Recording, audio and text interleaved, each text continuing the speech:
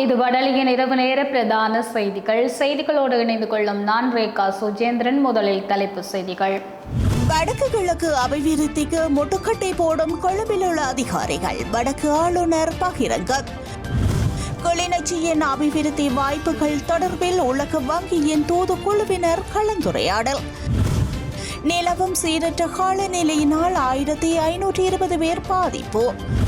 கேரளா அருகே கடலில் மூழ்கிய சரக்கு கப்பல் இலங்கையை பாதிக்குமா? வெளியாகியுள்ள தகவல். வெளிநாட்டு மாணவர்களுக்கான விசா நேர்காணல்களை திட்டமிடுவதை உடனடியாக நிறுத்துங்கள். அமெரிக்க தூதரகங்களுக்கு ரம் நிர்வாகம் உத்தரவு. தொடர்வது விரிவான செய்திகள். ஜனாதிபதி அனுரகுமார திசாநாயக்க வடக்கு கிழக்கு மாகாணங்களை துரிதமாக அபிவிருத்தி செய்வதற்கு உதவுமாறு கோரிக்கை விடுத்த போதும் கொழும்பில் உள்ள சில திணைக்களங்களின் அதிகாரிகள் அவற்றிற்கு முட்டுக்கட்டை போடும் விதத்தில் செயற்படுகின்றனர் என வடக்கு மாகாண ஆளுநர் என் வேதநாயகன் சுட்டிக்காட்டினார். உலக வங்கியின் இலங்கை நாட்டுக்கான செயற்பாட்டு முகாமையாளர் அபிட் ஹலி, செயற்திட்ட தலைவர் காஜத்ரி சிங் உள்ளிட்ட உலக வங்கி குழுவினர் வடக்கு மாகாண ஆளுநரை ஆளுநர் செயலகத்தில் நேற்று சந்தித்து கலந்துரையாடினர். கடந்த 3 தசாப்தங்களாக வடக்கு கிழக்கு மாகாணங்கள் போரால் பாதிக்கப்பட்டிருந்தன. இந்த காலப்பகுதியில் வடக்கு கிழக்கு மாகாணங்களுக்கு எந்தவொரு உதவிகளும் கிடைக்கப்பெறவில்லை என்பதுடன் இங்கிருந்த உட்கட்டுமானங்களும் முழுமையாக அழிவடைந்திருந்தன. இந்த நிலையிலேயே ஜனாதிபதி அனுரகுமார திசாநாயக்க உலக வங்கியை வடக்கு கிழக்கின் துரித அபிவிருத்தியில் கவனம் செலுத்துமாறு கோரியிருந்தார். அதற்கு அமைவாக உலக வங்கி குழுவினர் வடக்கு கிழக்கு மாகாணங்களுக்கு பயணம் மேற்கொண்டு பல்வேறு இடங்களையும் பார்வையிடுகின்றனர். அதற்கு அவர்களுக்கு நன்றிகளை தெரிவித்துக் கொள்கின்றேன். போரால் மோசமாக பாதிக்கப்பட்ட வடக்கு கிழக்கை ஒருபோதும் வந்து பார்வையிடாத அதிகாரிகள் சிலர் கொழும்பில் இருந்து கொண்டு உலக வங்கியின் திட்டங்கள் வடக்கு கிழக்கு மாகாணங்களுக்கு ஏன் வழங்கப்படுகின்றன என்று கேள்வி எழுப்புவது பொருத்தமற்றது. அவர்களும் இங்கு வந்து நிலைமைகளை பார்வையிட்டால் எமது கோரிக்கைகளின் நியாயத்தன்மையை ஏற்றுக்கொள்வார்கள். உலக வங்கி சுற்றுலாத்துறை அபிவிருத்தி தொடர்பில் கூடுதல் கவனம் செலுத்துகின்றது. யாழ்ப்பாணத்தின் தீவு பகுதிக்குள் சுற்றுலாத்துறையை வளத்தை கொண்டிருக்கின்றன. ஆனால் இங்குள்ள இறங்குதுறைகள் மிக மோசமாக பாதிக்கப்பட்டுள்ளன. இவற்றை அபிவிருத்தி செய்தாலே அதிகளவு சுற்றுலாவிகளை கவர முடியும். அதேபோல் வடக்கு கிழக்கு மாகாணத்தின் பயண நேரத்தையும் தூரத்தையும் சுருக்கும் வகையில் கொக்குளாய் புல்மோட்டை பாலம் அமைக்கப்பட வேண்டும். ஏனையின் வீதி எவ்வாறு சுற்றுலாவிகளுக்கு இலவகாக்கப்பட்டுள்ளதோ அதேபோன்று வடக்கிற்கு வரும் சுற்றுலாவிகள் கிழக்கிற்கு வரும் சுற்றுலாவிகள் வடக்கிற்கும் வருவதற்கான வழிகளும் இலகுவாக்கப்பட வேண்டும் என ஆளுநர் சுட்டிக்காட்டியிருந்தார். ஆளுநரின் ஆலோசனை குழு உறுப்பினர் கலாநிதி அகிலன் கதிர்காமர் உலக வங்கியின் திட்டங்களூடாக வேலை வாய்ப்புகள் எவ்வாறு உருவாக்கப்பட போகின்றன என்பன தொடர்பிலும் கேள்வி எழுப்பியிருந்தமையும் குறிப்பிடத்தக்கது. கிளிநொச்சி மாவட்ட சிறுவர் அபிவிருத்தி மற்றும் பால்நிலை வன்முறைக்கு எதிரான விடயங்கள் தொடர்பிலான கலந்துரையாடல் இன்று புதன்கிழமை நடைபெற்றது. குறித்த கலந்துரையாடல் கிளிநொச்சி மாவட்ட பதில் அரசு அதிபர் எஸ் முரளிதரன் தலைமையில் காலை இடம்பெற்றது. கிளிநொச்சி மாவட்ட செயலக மாநாட்டு மண்டபத்தில் நடப்பாண்டிற்கான 2ஆம் காலாண்டிற்கான கலந்துரையாடலாக இது அமைந்துள்ளது. இதன்போது மாவட்ட ரீதியில் சிறுவர்கள் மற்றும் மகளிர் எதிர்கொள்ளும் பிரச்சினைகள், எதிர்கால நடவடிக்கைகள் தொடர்பில் துறை சார்ந்த திணைக்கள அதிகாரிகளுடன் விரிவாக ஆராயப்பட்டன. மேலும் பாடசாலை இடைவிலகல் மற்றும் மீளிணைப்பு செயற்பாடுகள், சிறுவர் துஷ்பிரயோகம், பிறப்பு அத்தாட்சி பத்திரம் பெற்றுக் கொடுத்தல், சுகாதாரம் மற்றும் உணவு முன்பள்ளி செயற்பாடுகள், சிறுவர் கழக செயற்பாடுகள், கிராமிய சிறுவர் அபிவிருத்தி குழு செயற்பாடுகள், பிரதேச மட்ட சிறுவர் பெண்கள் முறைப்பாடுகள் போன்றன பல்வேறு விடயங்கள் தொடர்பாக ஆராயப்பட்டன.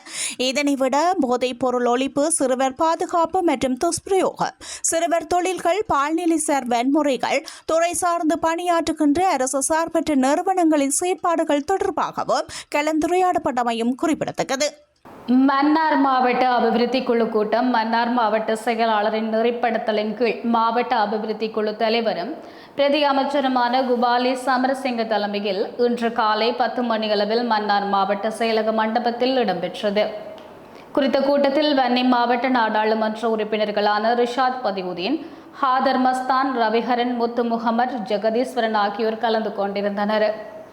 குறித்த அபிவிருத்தி குழு கூட்டத்தில் மாவட்ட அபிவிருத்தி சார்ந்த பல்வேறு விடயங்கள் தொடர்பாக விரிவாக ஆராயப்பட்டது. இதன்போது மன்னார் மாவட்டத்தில் புதிதாக முன்னெடுக்கப்பட்டு வருகின்ற காற்றாலை மின் உற்பத்தி திட்டத்திற்கு பல்வேறு தரப்புகளால் எதிர்ப்பு தெரிவிக்கப்பட்டிருந்தது.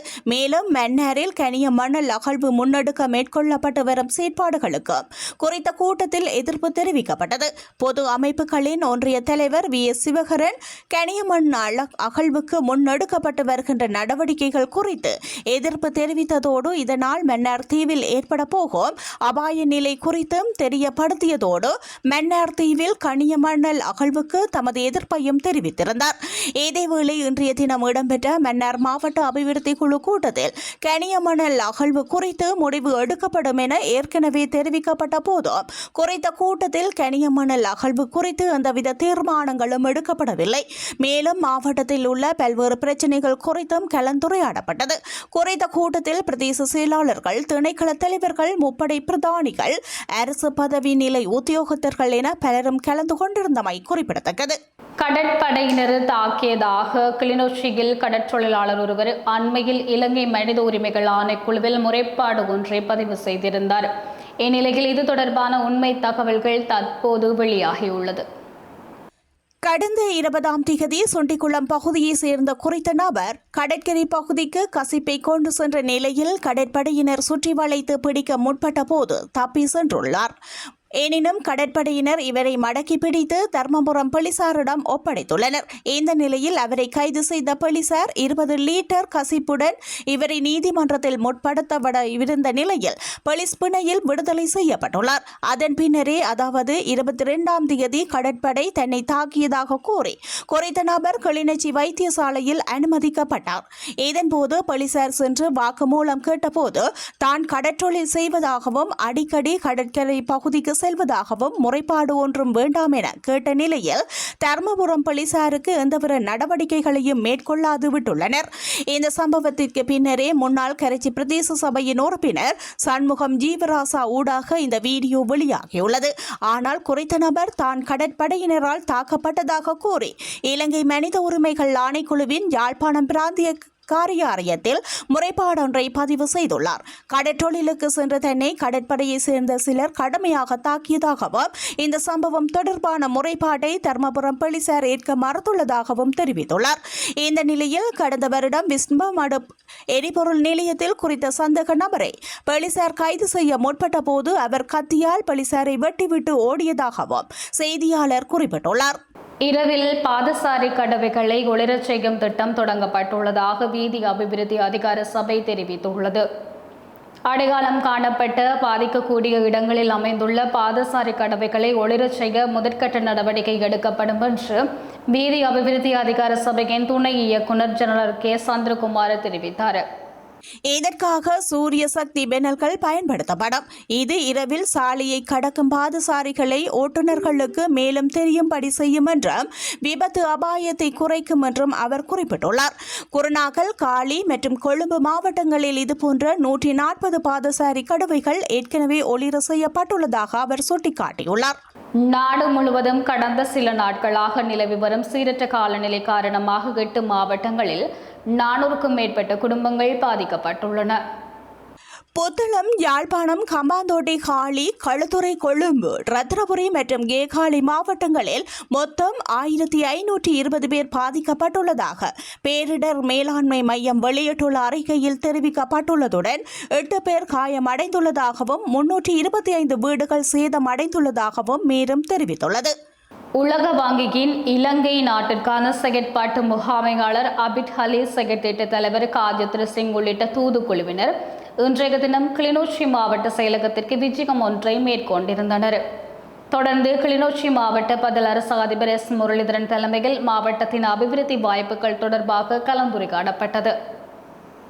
குறித்த கலந்துரையாடலில் அறிவியல் நகர் உபநகர் அபிவிருத்தி திட்டம், பரந்தன் கைத்தொழில் ஊக்குவிப்பு வலய அபிவிருத்தி, கிளிநொச்சி நீர் வழங்கல் திட்ட மேம்பாடு, கௌதாரிமுனை சுற்றுலா மையத்திற்கான வீதி அபிவிருத்தி ஆகிய விடயங்களில் உலக வங்கியின் முதலீட்டை பெற்றுக்கொள்வதற்கான ஆரம்ப கட்டமாக இது இவ்வாறு நடைபெற்றது. இந்த கலந்துரையாடலில் துறை சார்ந்து காணப்படும் அபிவிருத்தி தேவைப்பாடுகள், தடைகள், அபிவிருத்திக்கான வாய்ப்புகள் மற்றும் சாத்தியப்பாடுகள் தொடர்பில் மாவட்ட அரசாங்க அதிபர் மற்றும் துறை சார்ந்த திணைக்கள அதிகாரிகளிடம் கேட்டு அறிந்து கொண்டனர். மேலும் உலக வங்கி வடக்கு கிழக்கு மாகாணங்களில் அபிவிருத்திக்கான கொத்தனி அபிவிருத்தி திட்டத்தின் கீழ் இவை உள்ளடக்கப்படவுள்ளமை குறிப்பிடத்தக்கது. இந்த கலந்துரையாடலில் உலக வங்கியின் அதிகாரிகள், மாவட்ட சமுர்த்தி பணிப்பாளரும், பதில் திட்டமிடல் பணிப்பாளர், வடமாகாண முதலீட்டு சபையின் மாகாண பணிப்பாளர், மாவட்ட செயலக உதவி திட்டமிடல் பணிப்பாளர், கிளிநொச்சி மாவட்ட உள்ளூராட்சி உதவி ஆணையாளர், வீதி அபிவிருத்தி திணைக்களத்தின் பொறியியலாளர் உள்ளிட்ட பலரும் கலந்து கொண்டிருந்தனர். தொடர்வது வெளிநாட்டு செய்தி. கேரளாவுக்கு அருகே அரபிக் கடலில் எண்ணெய் மற்றும் ஆபத்தான பொருட்களை ஏற்றி சென்ற கப்பல் ஒன்று கவிழ்ந்து விபத்துக்குள்ளானமையால் இலங்கையும் பாதிப்படையக்கூடும் என கடல்சார் சூழல் பாதுகாப்பு அதிகார சபை தெரிவித்துள்ளது. இருப்பினும் சம்பவத்திற்கு பிறகு கப்பலில் இருந்த பொருட்கள் இலங்கையில் கரை ஒதுங்கியதாக இதுவரை எந்த தகவலும் கிடைக்கவில்லை என அந்த அதிகார சபையினுடைய தலைவர் சமந்த குணசேகர தெரிவித்தார். லைபீரிய கொடியுடன் கூடிய குறித்த கப்பல் கடந்த ஞாயிற்றுக்கிழமை அதிகாலை கவிழ்ந்து விபத்துக்குள்ளானதுடன் அதன் பின்னர் அதன் பணியாளர்கள் பாதுகாப்பாக மீட்கப்பட்டிருந்தனர். எனினும் கப்பலில் இருந்த 640 கொள்கலன்களில் சுமார் 30 கொள்கலன்கள் இந்திய கடற்கரப்பில் கரை ஒதுங்கியுள்ளதாக சர்வதேச ஊடகங்கள் செய்தி வெளியிட்டிருந்தன. அதன்படி சம்பந்தப்பட்ட பகுதிகளில் உள்ள மக்களை வெளியேற்றவும் அதிகாரிகள் நடவடிக்கை எடுத்துள்ளனர். கப்பலில் இருந்து எரிபொருள் கசிவு ஏற்பட்டதனால் எண்ணெய் படலம் கேரள கடற்கரையில் இந்த இடத்தையும் அடையலாம் என தெரிவிக்கப்பட்டுள்ளது. இலங்கை அத்தகைய சூழ்நிலையை எதிர்கொள்ள நேர்ந்தால் அதற்கு தயாராக இருப்பதாக கடல்சார் சூழல் பாதுகாப்பு அதிகார சபையின் தலைவர் சமந்த குணசேகர தெரிவித்துள்ளார். வெளிநாட்டு மாணவர்களுக்கான விசா நேர்காணல்களை திட்டமிடுவதை உடனடியாக நிறுத்துமாறு அமெரிக்க ஜனாதிபதி டொனால்ட் ட்ரம்பின் நிர்வாகம் வெளிநாடுகளில் உள்ள அமெரிக்க தூதரகங்களுக்கு உத்தரவிட்டுள்ளது. அமெரிக்க பல்கலைக்கழகங்களில் கல்வி கற்பதற்காக விண்ணப்பிக்கும் அனைத்து மாணவர்களிடம் சமூக ஊடக பதிவுகளை ஆராய்வதற்கு ட்ரம்ப் நிர்வாகம் தயாராகி வரும் நிலையிலேயே இந்த உத்தரவு வெளியாகியுள்ளது. கடந்த வருடம் அமெரிக்க பல்கலைக்கழகங்களில் இடம்பெற்ற பலஸ்தீன ஆதரவு ஆர்ப்பாட்டங்கள் மற்றும் ஹவார்ட் பல்கலைக்கழகத்துடனான ட்ரம்பின் மோதல் ஆகியவற்றை தொடர்ந்தே ட்ரம்ப் நிர்வாகம் இந்த நடவடிக்கைகளில் ஈடுபட்டுள்ளது. அமெரிக்காவின் பல்கலைக்கழக மார்க்சிய வெறி பிடித்தவர்கள் மற்றும் பைத்தியக்காரர்களுக்கான புகலிடங்கள் என ட்ரம்ப் பலமுறை விமர்சித்துள்ளார். இத்துடன் வடலியின் இரவு நேர பிரதான செய்திகள் நிறைவு பெறுகின்றது. மேலதிக செய்திகளை அறிந்து கொள்வதற்காக வடலி மீடியா இணையதளம் மற்றும் யூடியூப் தளத்தினூடாக பயணியுங்கள். வணக்கம்.